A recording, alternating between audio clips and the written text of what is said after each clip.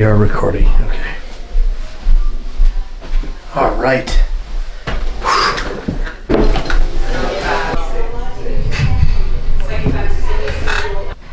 Hi, Serene Bean. Hey, hey. Hey, hey. Yeah, go for it. This is fancy. Fancy, right? Come on.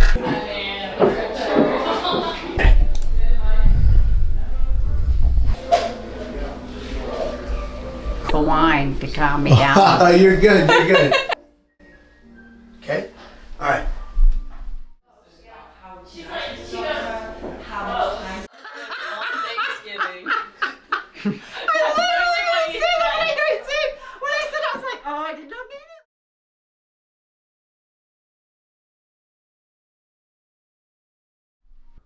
What this Thanksgiving are you most thankful for?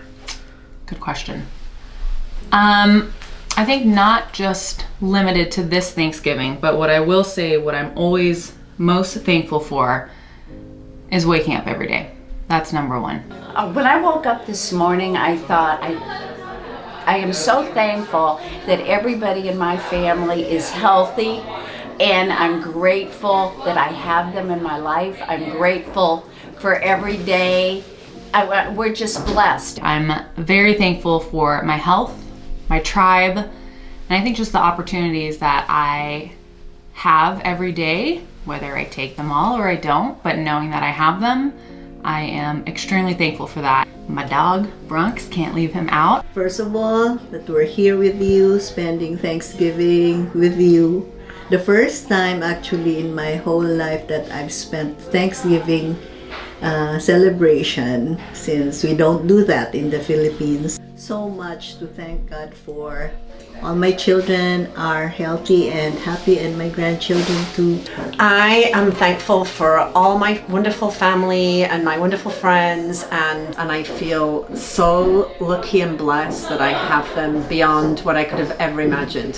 I think I'm most thankful for the fact that life shows you as much beauty as you open yourself to, and those new beautiful things are those around you, new experiences, new ideas, new people, things you can never imagine. And I think that all of that makes life so worth living. You know, I just couldn't be more grateful for those that I have around me, and you know, who's been placed in my life. I wouldn't change anything.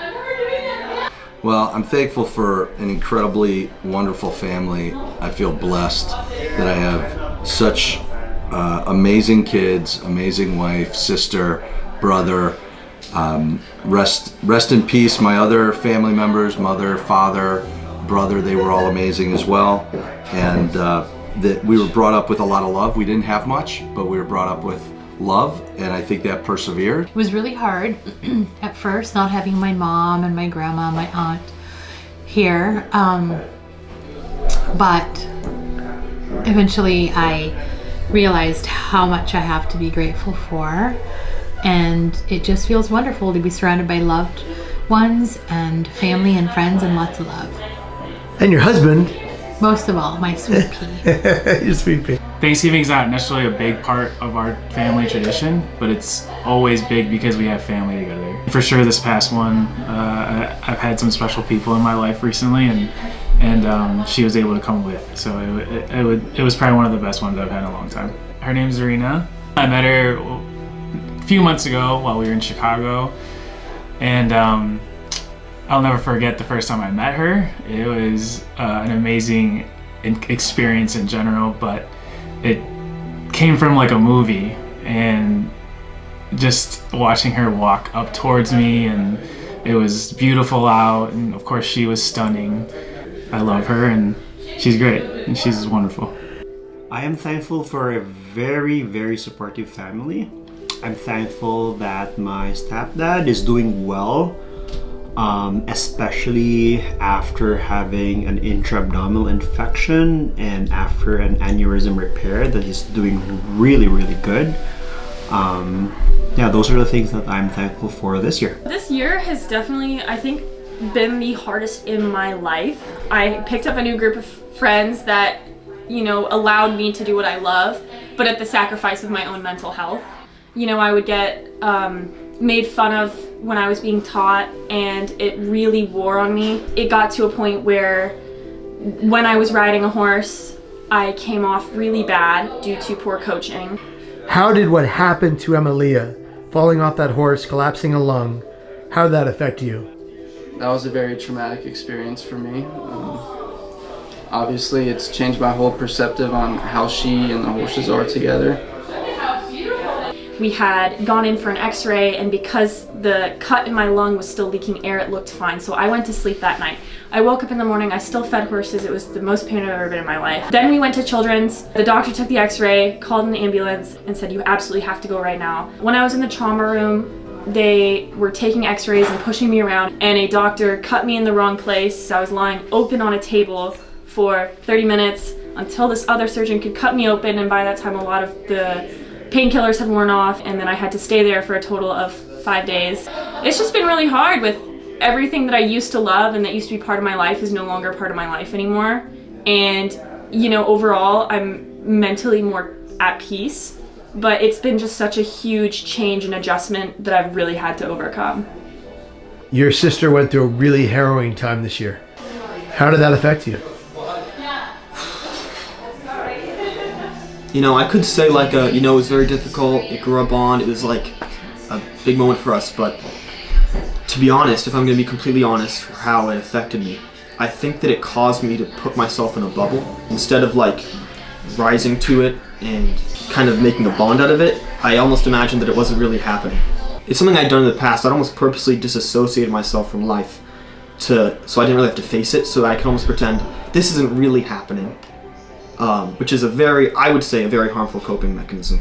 So if I could have maybe gone back, I would have tried to be more in the moment and more there for her and for the family when we all needed it. I went through a very tough period where I was unsure with what my motivations were to live, to continue. I was at this side where it was very difficult to participate in life and really see it and make the most of it for what it was. And I think that that's almost the hardest part.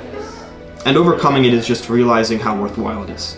It's tough, but if you can really make an effort, face the things that scare you the most, eventually it'll work out for you. Your kids, in their own way, this year in particular, have struggled in different ways. How did they get through it? I think the love and being around people and then just communicating. It's okay to talk about your struggles and issues you might be having. It's be here tomorrow, right? And communicate and talk to people. You will feel better if you do that. You know, struggling with mental issues or struggling with life, we all do, and we all should speak about it even more. We lost our Lola just a few short weeks ago, your grandma, and what does that bring up for you? She was my everything. She was my little queen, my little lady, my sweet pea, my lollipop, all of that. I think what is getting me through this, through losing her, is knowing that she's at peace. And if she's at peace, I can be at peace too. You know, when new exciting things are happening in my life, she was always one of the first people I would call. So to not be able to do that, I think that has been the hardest part. But I know how happy she is for me, for all of us, our entire family. And she's back with her husband, her love, my Lolo George, so. There are a lot of people this Thanksgiving that has just passed, and in general in the world, who do not have the support networks this family has. Mm-hmm. Who do not have the financial means to have a good Thanksgiving or a good meal any day. Mm-hmm. There are a lot of people who can't avail or afford therapy and care for their mental health.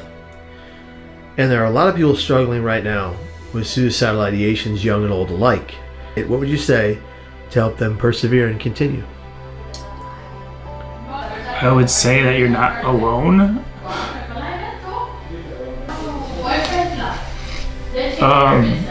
Sorry. Take your time, brother. I think I'm not the only one that takes things for granted. And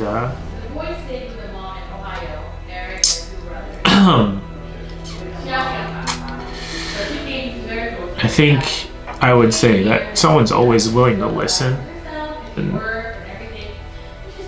someone's always willing to be there for you. I know it's easy for me to go back to Zarina just because That's all I want to think about for the last 2 months. But she's like literally been there for everyone. Through good times and bad times. She's so motivating. She's always there for someone. Always. No matter what. She gets a phone call at 2 a.m. our time, and she's there. She's answering. And I think coming here and talking to you and having the situations that happened really wants me to be better in that aspect too. Not just for my family, but just for people in general. It's okay to not be okay. I think a lot of us, most of us, find it that we always have to be the rock. We always have to be the strongest person to help other people get through. But if we're not doing okay ourselves, then we can't be there for other people. It's okay to ask for help. To kind of let that guard down, to be vulnerable.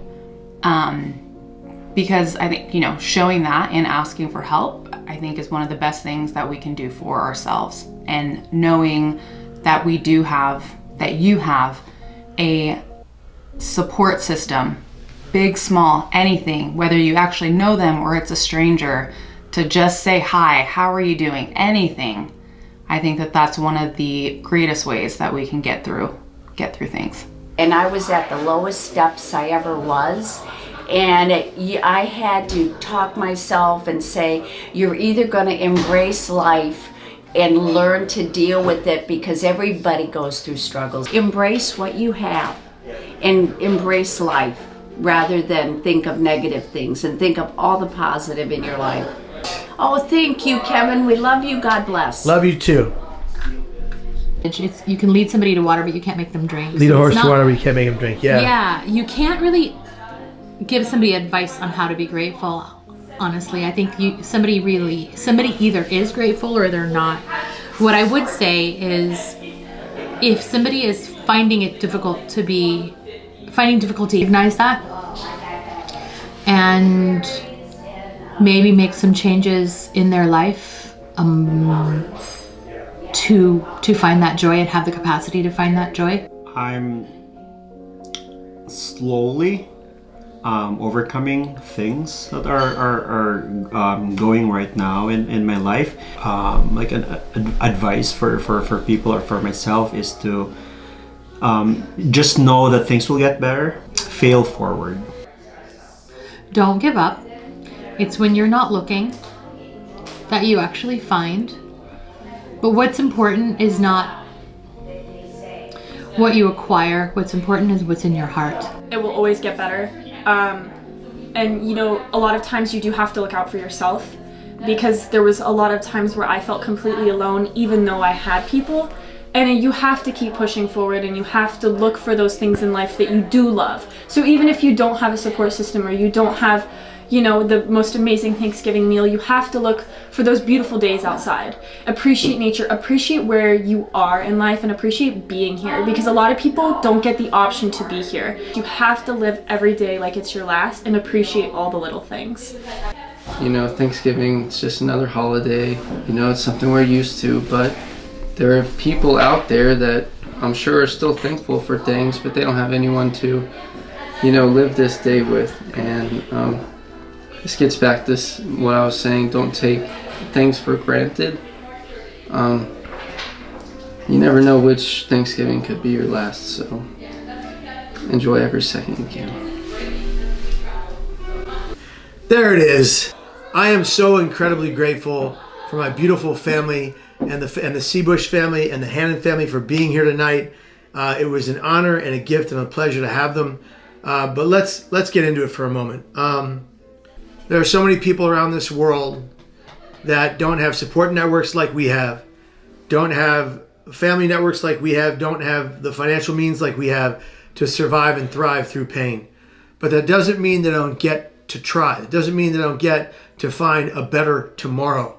They can find a better tomorrow. Hope is always around the corner. And even if you can't see hope, it doesn't mean it's not there. It means you haven't walked far enough to reach it. So keep going. Never give up. Never give in.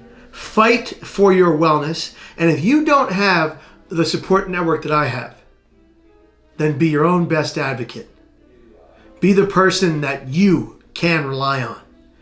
If there are any things in your life that you regret, if you think of something that you're doing, that you're engaging in, drugs, alcohol, addictions, if you regret it after you do it, that's something you need to get out of your life.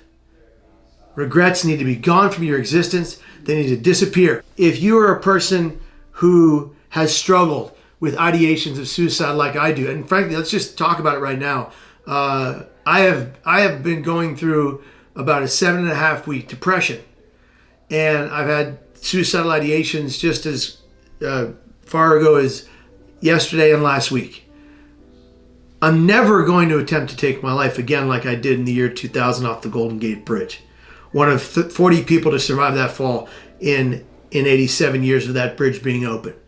One of 19 to come forward and say we all had the same instant regret the moment our hands left the rail. I get to be here. I'm never going to attempt to take my life, even though I live with chronic thoughts of suicide. They plague me. They'll never take me. Every time I'm suicidal, I will find a mirror anywhere. I will say, I need help now, to the next person in front of me until someone helps me. I will look in the mirror and I'll say, my thoughts don't have to become my actions. They can simply be my thoughts. They don't have to own, rule, or define what I do next if they're hateful, spiteful, rageful, or against me. And when I ask for help, I don't stop until someone gives it to me.